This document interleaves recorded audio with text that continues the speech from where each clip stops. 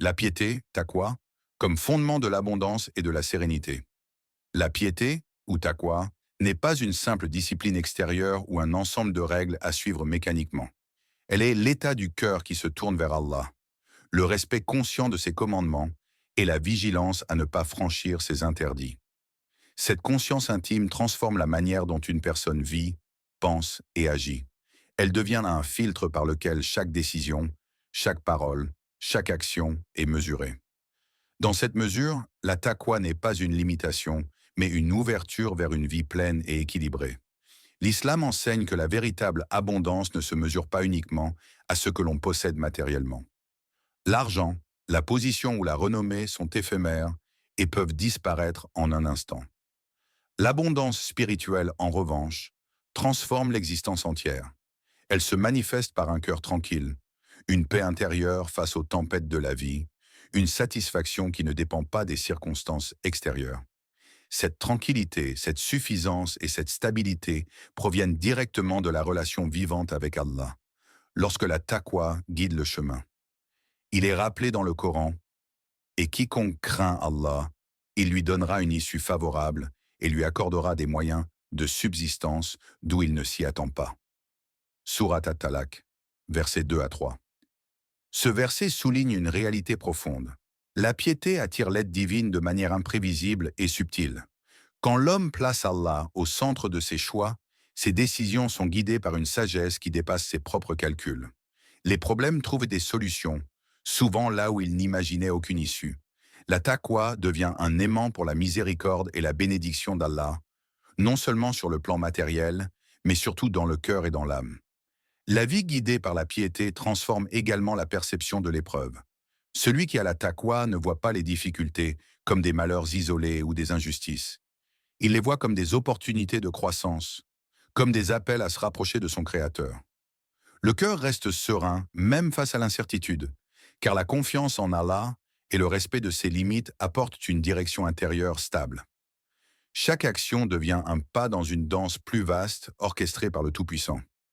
La taqwa n'est donc pas une simple règle morale, mais un fondement de sérénité et de prospérité. Elle permet à l'âme d'évoluer avec constance et dignité, de percevoir l'abondance là où d'autres voient seulement la pénurie. Elle transforme la relation avec soi-même, avec autrui et avec le monde. Et dans ce mouvement intérieur, chaque souffle, chaque choix et chaque moment acquièrent une profondeur nouvelle, car ils sont enracinés dans la crainte consciente et l'amour d'Allah, source ultime de tout bien. La confiance en Allah, accompagnée de l'acceptation du destin. La confiance en Allah n'est pas un abandon passif ni une résignation aux circonstances. Elle est un engagement actif. Le croyant agit, fait de son mieux, mobilise ses forces, planifie et persévère, tout en gardant au cœur la conscience que le résultat final appartient à Allah. Cet équilibre subtil entre effort humain et acceptation divine est l'un des enseignements les plus libérateurs de l'islam, car il libère le cœur du fardeau de l'inquiétude excessive. Combien de fois l'âme humaine se débat-elle dans le tourbillon de l'angoisse, refusant de voir que certaines choses échappent à sa maîtrise? L'islam propose de regarder la vie avec un double regard, agir avec diligence et persévérance, mais accueillir le résultat avec sérénité. Ce n'est pas une passivité, mais une sagesse intérieure, une sécurité spirituelle qui protège le cœur contre l'amertume, la frustration et le ressentiment. Le Coran éclaire cette posture. Et mets ta confiance en Allah. Allah suffit pour celui qui lui fait confiance. Surat At-Talaq, verset 3. Cette exhortation ne se limite pas à un simple encouragement verbal. Elle contient une dimension psychologique et spirituelle profonde. Lorsque le cœur s'abandonne sincèrement à la volonté divine, il cesse de lutter contre l'inévitable. La prédestination, loin d'être une contrainte, devient un refuge intérieur. Elle permet de comprendre que chaque épreuve, chaque réussite ou déception a sa place dans le plan divin, même si l'homme ne perçoit pas immédiatement sa sagesse. La confiance accompagnée de l'acceptation transforme également la relation à soi-même et au monde. Lorsque le croyant accepte le résultat de ses efforts comme venant d'Allah, il se libère du poids du jugement permanent sur ses actions et sur celles des autres. L'esprit cesse de ruminer. Pourquoi moi? Pourquoi ceci? Pourquoi cela? et commence à cultiver une tranquillité active, capable de se projeter avec courage dans l'action, sans être paralysé par l'angoisse ou la peur de l'échec. Cette posture protège le cœur contre l'amertume et le sentiment d'injustice.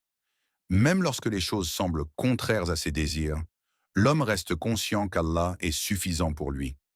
Il n'est pas seul face à l'adversité.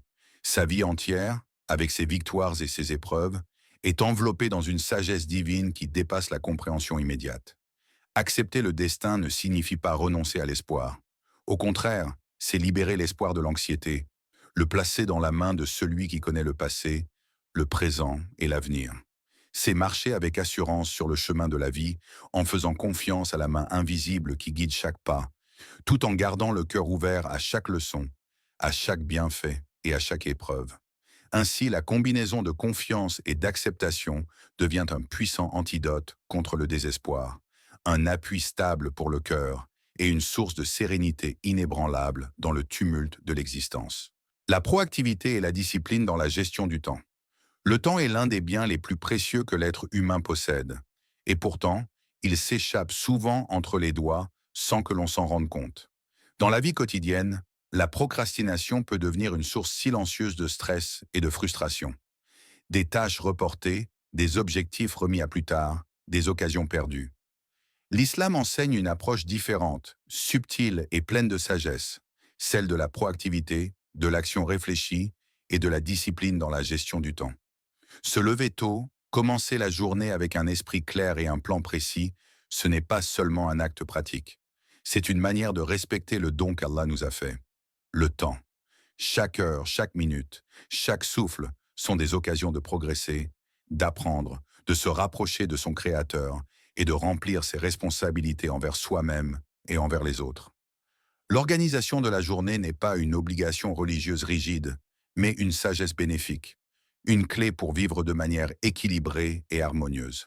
Agir avec constance, planifier ses priorités et éviter de se laisser emporter par le chaos du quotidien permet à l'esprit de respirer. La clarté mentale qui en découle aide à équilibrer travail, famille et spiritualité. Une personne qui maîtrise son temps avec discernement n'est pas seulement plus productive. Elle se crée un espace intérieur où la sérénité peut s'installer. Elle apprend à utiliser ses forces et son énergie avec efficacité, sans gaspillage ni désordre. Dans le Coran, Allah rappelle l'importance de l'action consciente et de l'organisation de la vie. Par le temps, l'homme est certes en perdition, sauf ceux qui croient et accomplissent en eux de bonnes œuvres et s'enjoignent mutuellement la vérité et la patience. Sourate Al-Asr, versets 1 à 3.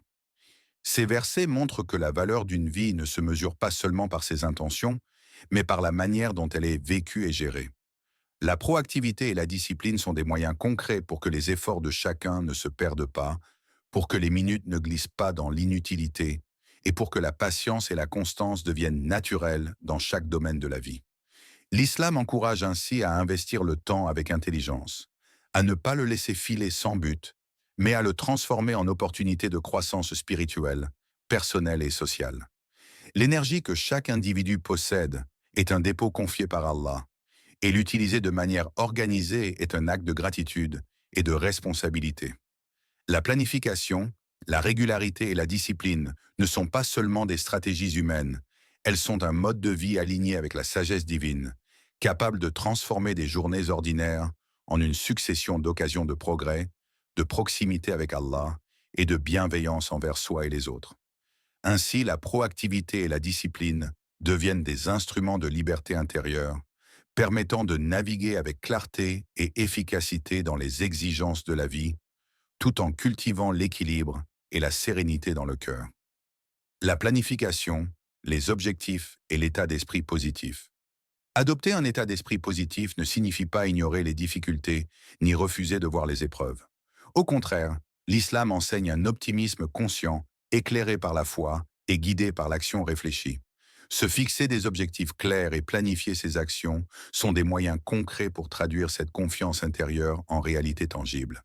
L'optimisme devient ainsi une force active, un moteur qui pousse le croyant à avancer malgré les obstacles, en gardant toujours à l'esprit que chaque effort sincère a sa valeur aux yeux d'Allah. L'état d'esprit structuré et intentionnel commence par la conscience de la responsabilité de chaque jour.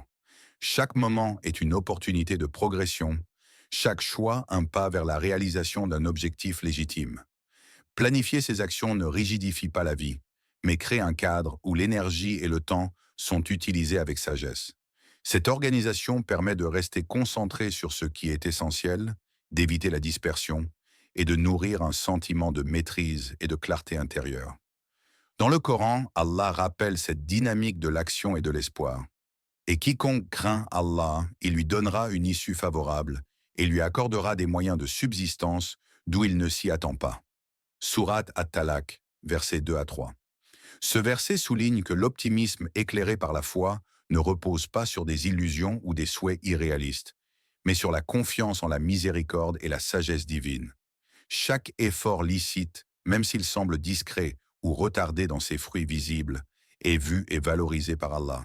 Le croyant apprend à persévérer, à garder une vision claire et à rester motivé, sachant que le chemin parcouru a déjà une signification et une récompense. Se fixer des objectifs et planifier ses actions ne consiste pas uniquement à organiser sa vie matérielle.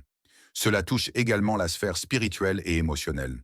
L'espoir devient un compagnon constant, capable de contrebalancer la fatigue, la peur ou le découragement.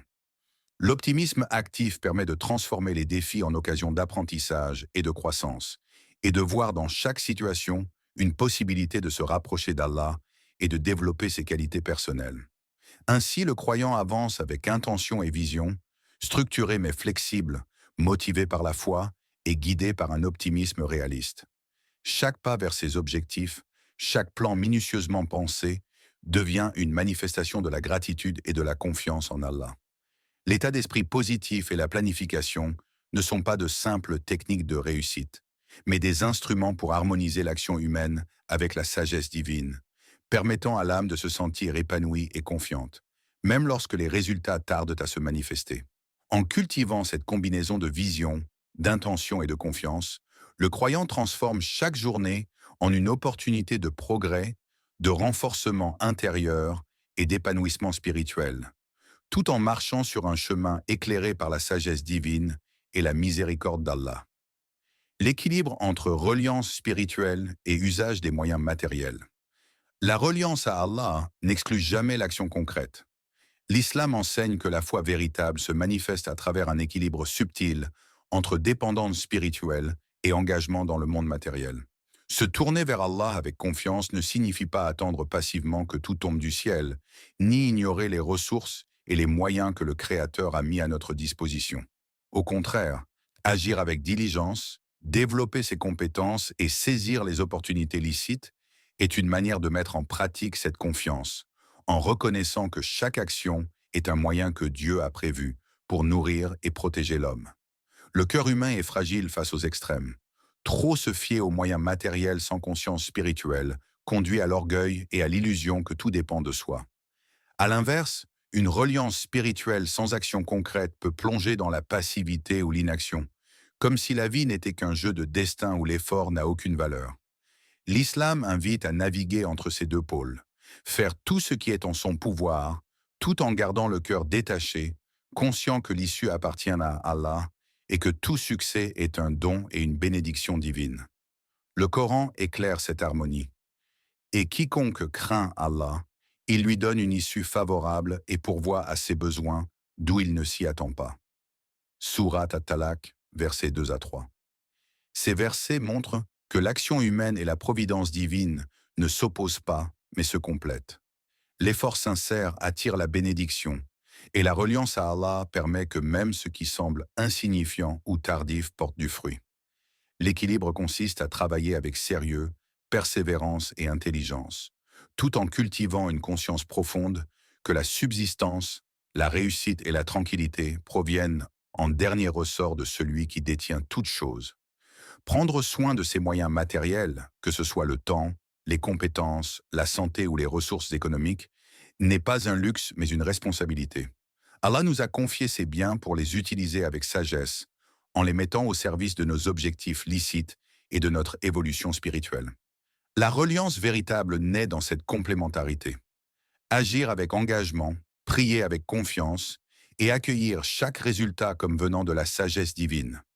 Ainsi, le croyant qui trouve cet équilibre goûte à une vie harmonieuse, où le travail n'écrase pas l'âme, et la foi ne devient pas une passivité. La subsistance devient bénie, non seulement dans le matériel, mais surtout dans le cœur. Chaque effort est enveloppé de la confiance en Allah, et chaque bénédiction prend une dimension spirituelle.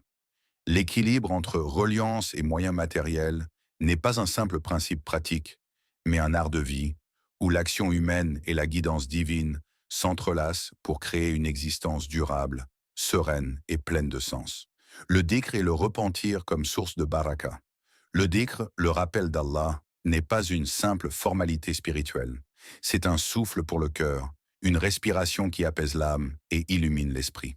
Dans le tumulte de la vie quotidienne, même au milieu du confort matériel, l'absence de dhikr peut laisser un vide profond, une sensation d'étouffement intérieur. Le cœur devient lourd, la sérénité s'efface, et la vie matérielle, aussi prospère soit-elle, ne parvient plus à nourrir l'âme. Le dhikr, en revanche, ouvre les fenêtres du cœur et attire une lumière invisible qui transforme la perception de l'existence et la relation à tout ce qui nous entoure. La constance dans le rappel d'Allah est intimement liée à l'état du cœur. Chaque invocation, chaque prononciation du nom divin, chaque pensée tournée vers lui agit comme un aimant de baraka, une bénédiction qui se diffuse dans la vie matérielle, émotionnelle et spirituelle.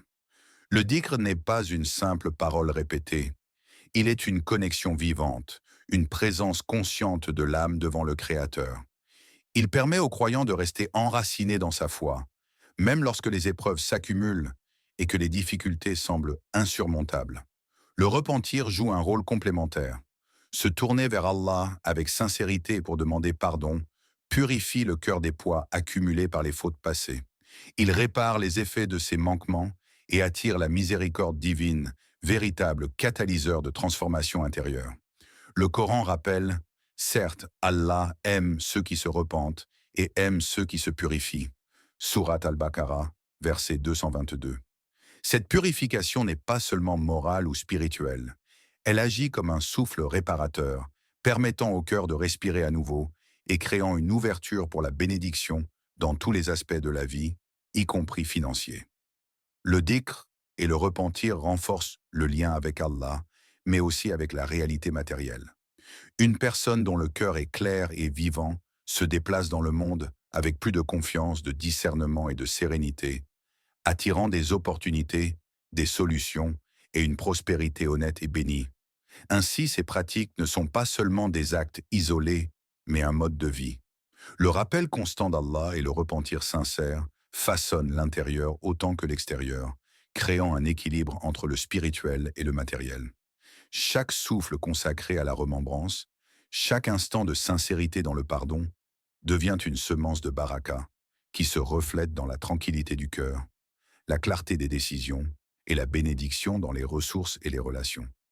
L'islam montre par là que la prospérité authentique ne réside pas seulement dans ce que l'on possède, mais dans la paix intérieure et la présence divine qui transforme chaque action, chaque effort et chaque réussite en une manifestation de la miséricorde et de la bénédiction d'Allah. Le maintien des liens familiaux et des relations saines. Les liens familiaux ne sont pas seulement des obligations sociales ou des conventions culturelles.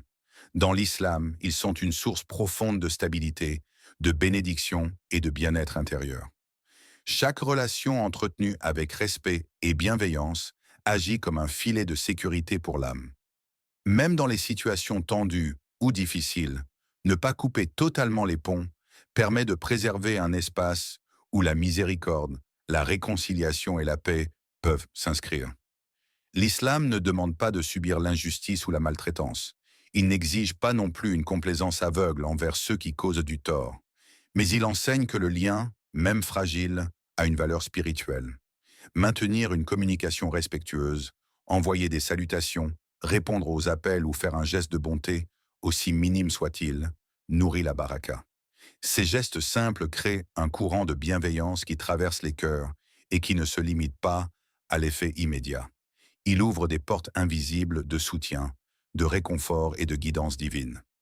Les relations familiales, lorsqu'elles sont équilibrées, et nourries par l'intention sincère de plaire à Allah, deviennent un mécanisme de guérison émotionnelle. Elles protègent contre l'isolement et la solitude, qui sont souvent des terreaux propices à la détresse intérieure et aux pensées négatives. Le Coran souligne cette importance dans la mise en garde contre la rupture des liens familiaux. Et craignez Allah par respect pour lui et ne coupez pas les liens de parenté. Sourate An-Nisa, verset 1. Ce verset n'est pas seulement une règle morale, il révèle une dynamique spirituelle et psychologique. Le maintien des relations contribue directement à la sérénité du cœur et à la circulation de la baraka dans la vie. Une famille unie ou même partiellement réconciliée offre un cadre de sécurité émotionnelle et un soutien concret dans les épreuves. Même lorsque les relations sont limitées ou tendues, chaque geste de bienveillance a un impact. Un appel, un message, un sourire, un mot de pardon. Ces actions cultivent une atmosphère où le cœur trouve apaisement et où la présence divine se manifeste. La stabilité émotionnelle acquise grâce à ces relations équilibrées se répercute sur tous les aspects de la vie, de la productivité personnelle aux interactions sociales, en passant par la paix intérieure et la confiance en Allah. Ainsi, l'islam montre que la qualité des relations humaines est directement liée à la bénédiction et à la sérénité. Préserver les liens familiaux et entretenir des relations saines n'est pas seulement un devoir moral, mais un levier spirituel et émotionnel puissant, capable de transformer le quotidien en une existence plus sereine, épanouie et spirituellement riche. La gratitude et la charité comme clé de multiplication. La gratitude et la charité sont deux forces indissociables dans la vie du croyant, capables de transformer non seulement le cœur, mais également la réalité matérielle qui l'entoure. La gratitude n'est pas une émotion passagère ou une politesse superficielle. C'est une reconnaissance profonde envers Allah pour tout ce qu'il accorde, visible ou invisible, grand ou petit. Elle s'exprime par la parole, par l'action et par l'usage réfléchi des bénédictions reçues. Chaque richesse, chaque talent, chaque souffle devient une occasion de remercier, et par ce remerciement sincère, l'âme s'ouvre à davantage de bienfaits et de sérénité. La charité, complément naturel de la gratitude, dépasse le simple geste matériel. Elle est une extension du cœur vers les autres, un moyen de purifier les biens et de renforcer la solidarité humaine. Donner à ceux qui sont dans le besoin, en particulier aux proches et aux personnes à charge, n'appauvrit pas le donateur. Au contraire, cela crée un cercle vertueux où la baraka augmente. Le Coran souligne cette dynamique. Ceux qui dépensent de leurs biens dans la voie d'Allah ressemblent à un grain qui fait pousser 7 épis, à 100 grains l'épi. Allah multiplie ses récompenses à qui il veut. Sourate Al-Baqarah, verset 261. Ce verset illustre que l'action de partager, lorsqu'elle est motivée par la foi et la sincérité, devient une cause directe de multiplication. La baraka ne réside pas seulement dans ce qui est donné ou reçu matériellement, mais dans l'intention pure, dans le lien avec Allah et dans l'effet spirituel de l'action. Donner, remercier et recevoir sont des mouvements complémentaires qui nourrissent le cœur, purifient l'âme et attirent la bénédiction dans tous les aspects de la vie. L'islam enseigne que la richesse n'est pas simplement ce que l'on possède, mais ce que l'on met en circulation avec conscience. Une personne reconnaissante et généreuse ne vit jamais dans le manque intérieur car sa perspective est élargie. Chaque bien reçu devient un moyen de bénédiction pour soi et pour autrui. La charité et la gratitude créent un équilibre harmonieux entre réception et partage, entre reconnaissance et action, entre intérieur et extérieur. Ainsi, le croyant comprend que la multiplication de ses biens, mais aussi de sa paix intérieure et de sa satisfaction spirituelle, découle de cette dynamique. Recevoir avec gratitude, agir avec générosité et rester conscient de la présence d'Allah. La baraka s'installe dans cette harmonie, transformant chaque action en une source de lumière et d'abondance durable, et chaque interaction en une occasion de croissance matérielle et spirituelle. En cultivant gratitude et charité, le croyant ne fait pas seulement croître ses biens, mais élève également son cœur, renforce ses liens avec les autres et manifeste dans le monde visible la miséricorde et la sagesse d'Allah. C'est un cycle vertueux où donner et remercier deviennent les clés d'une vie bénie et épanouie. En vous abonnant, en likant et en partageant, vous participez à la diffusion du khir. Qu'Allah vous récompense abondamment.